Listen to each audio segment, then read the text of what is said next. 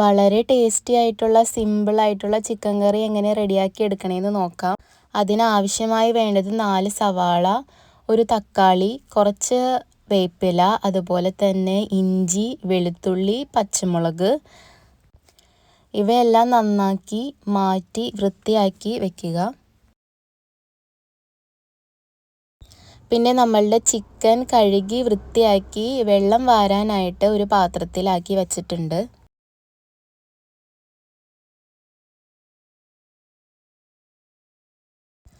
നമ്മൾ തൊലി കളഞ്ഞ് വൃത്തിയാക്കി വെച്ചിരിക്കുന്ന പച്ചമുളക്, അതുപോലെ തന്നെ വേപ്പില, പിന്നെ 2-3 ഉള്ളിയും കൂടി ഇട്ടാൽ കുറച്ചും കൂടി ടേസ്റ്റ് ഉണ്ടാവും. അപ്പോൾ നമ്മൾ ഉള്ളി, പച്ചമുളക്, വേപ്പില, വെളുത്തുള്ളി, ഇഞ്ചി ഇവയെല്ലാം കൂടി മിക്സിയിൽ അടിച്ച് മാറ്റി വയ്ക്കുക കേട്ടോ.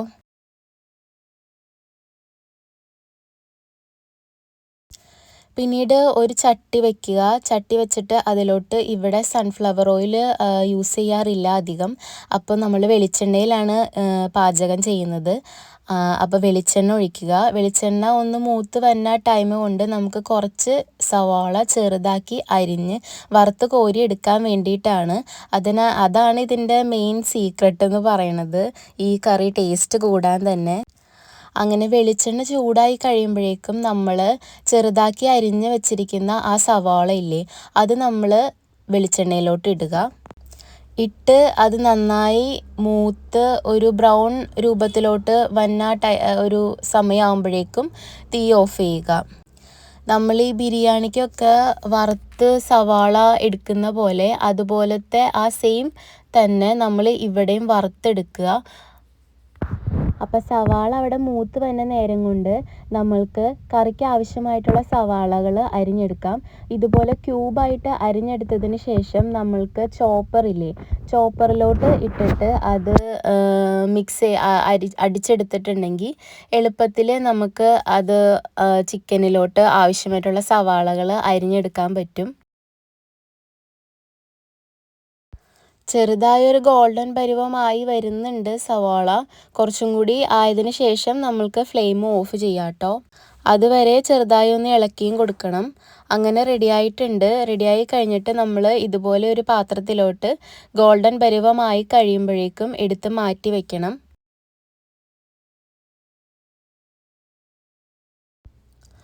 അതിനുശേഷം നമ്മൾ ആ ചട്ടിയിലോട്ട് ആ എണ്ണയിലോട്ട് തന്നെ നമ്മളുടെ സവാളയും കുറച്ച് വേപ്പിലയും കൂടി ആഡ് ചെയ്ത് നന്നായിട്ട് ഇളക്കി കൊടുക്കുക.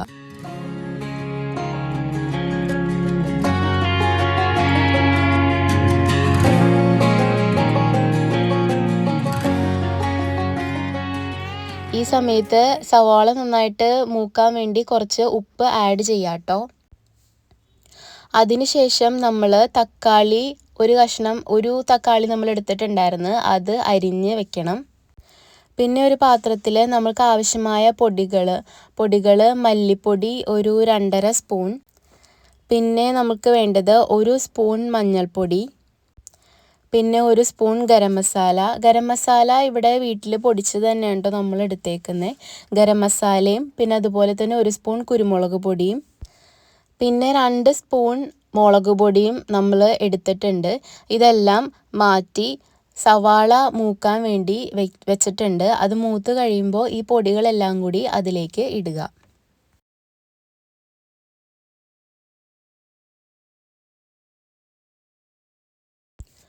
അങ്ങനെ സവാള ഒരുവിധം വഴണ്ട് കഴിയുമ്പോഴേക്കും നമ്മൾ മിക്സിയിൽ അടിച്ചു വെച്ചിരിക്കുന്ന ആ ഒരു കൂട്ടില്ലേ, ഇഞ്ചി, വെളുത്തുള്ളി, വേപ്പില, പച്ചമുളക്, അതുപോലെ തന്നെ ചെറുള്ളി, ഇതെല്ലാം കൂടി മിക്സിയിൽ അടിച്ചു വെച്ചിട്ടുള്ള ആ ഒരു കൂട്ട് സവാളയിലോട്ട് ഇട്ട് കൊടുക്കുക.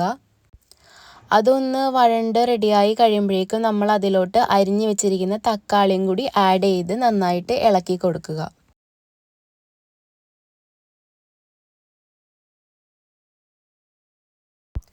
സവാളയും തക്കാളിയും നന്നായിട്ട് വഴണ്ട് വന്ന നേരം കൊണ്ട് നമ്മൾക്ക് നേരത്തെ നമ്മൾ ഗോൾഡൻ പരുവമാക്കി മാറ്റി വെച്ചിരിക്കുന്ന ആ സവാള ഇല്ലേ, ആ സവാള മിക്സിയിൽ കുറച്ച് വെള്ളത്തിൽ അടിച്ച് പേസ്റ്റാക്കി എടുക്കാം കേട്ടോ. പേസ്റ്റാക്കി എടുത്തിട്ടുണ്ട്. ഇത് നമ്മൾ അവിടെ മാറ്റി വയ്ക്കുക. അതിനുശേഷം നമ്മൾ ഒന്ന് വഴണ്ട് റെഡിയായി വന്നിട്ടുള്ള ആ സവാളയും തക്കാളിയും കൂടിയുള്ള ആ ഒരു കൂട്ടിലോട്ട് നമ്മൾ മാറ്റി വെച്ചിരിക്കുന്ന ആ മുളക് പൊടി എല്ലാ സ്പൈസസും കൂടി അതിലോട്ട് ആഡ് ചെയ്യാം. നന്നായിട്ട് ആഡ് ചെയ്തിട്ട് നന്നായിട്ട് ഇളക്കി കൊടുക്കുക. പിന്നെയാണ് നമ്മളുടെ മെയിൻ ഇൻഗ്രീഡിയൻ്റ് ആയ ഈ ഗോൾഡൻ പരുവമായിട്ട് നമ്മൾ മാറ്റിവെച്ച ആ മിക്സ് സവാള നമ്മൾ അടിച്ചെടുത്തത് നമ്മളുടെ വഴട്ടി വെച്ചിരിക്കുന്ന പൊടികളെല്ലാം കൂടി ഇട്ട് വെച്ചിരിക്കുന്ന ആ ഒരു കൂട്ടിലോട്ട് ഇതും കൂടി ഇട്ട് നന്നായിട്ട് ഇളക്കി വയ്ക്കുക. ഇതാണ് കറിക്ക് കൂടുതൽ ടേസ്റ്റ് തരുന്ന ഒരു കാര്യം. ഇവിടെ സാധാരണയായിട്ട് അങ്ങനെ ചെയ്യാറുണ്ട്. അത് ചെയ്യുമ്പോൾ കുറച്ചും കൂടി നല്ലൊരു ടേസ്റ്റാണ് കറിക്ക് വരുന്നത്. അതൊന്ന് റെഡിയായി കഴിയുമ്പോഴേക്കും അതിലോട്ട് നമ്മൾ കുറച്ച് നമ്മളുടെ മല്ലിയില ആഡ് ചെയ്യാം.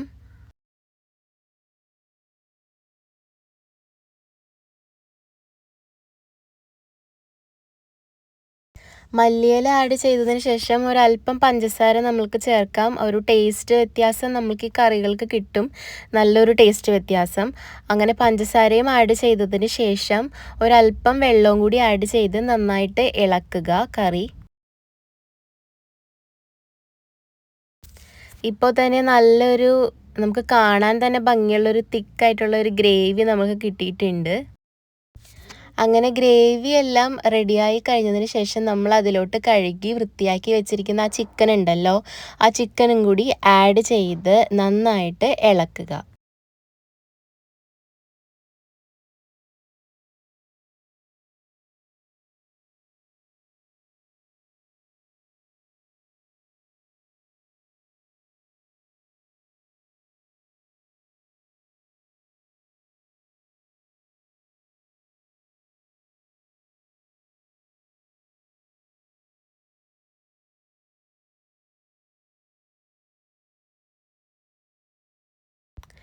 വേപ്പിലയും കൂടി ആഡ് ചെയ്യാം. നമ്മൾ നേരത്തെ മിക്സിയിൽ അടിച്ച ഒരു കൂട്ടിന് വേപ്പില ഇട്ടിട്ടുണ്ട്. ഇത് കറിയിലോട്ടും കൂടി ഒരല്പം വേപ്പില നമുക്ക് ആഡ് ചെയ്തിട്ട് നമുക്ക് കുറച്ച് നേരത്തേക്ക് മൂടി വയ്ക്കാം. ആ ചിക്കനിൽ നിന്നുള്ള വെള്ളവും കൂടി അതിലോട്ട് വന്ന് കഴിയുമ്പോൾ നല്ലൊരു ടേസ്റ്റ് ആകും. അങ്ങനെ ഇതാ ചിക്കനിൽ നിന്ന് വെള്ളമെല്ലാം വന്ന് കുറച്ച് നേരം കഴിഞ്ഞ് നോക്കിയപ്പോൾ വെള്ളമെല്ലാം വന്ന് കറക്റ്റായിട്ടുള്ളൊരു പരുവമായി മാറിയിട്ടുണ്ട്. അങ്ങനെ ചിക്കൻ കറി റെഡിയായി. നിങ്ങളെല്ലാവരും ട്രൈ ചെയ്ത് നോക്കണം. വളരെ സിമ്പിളാണ് കേട്ടോ.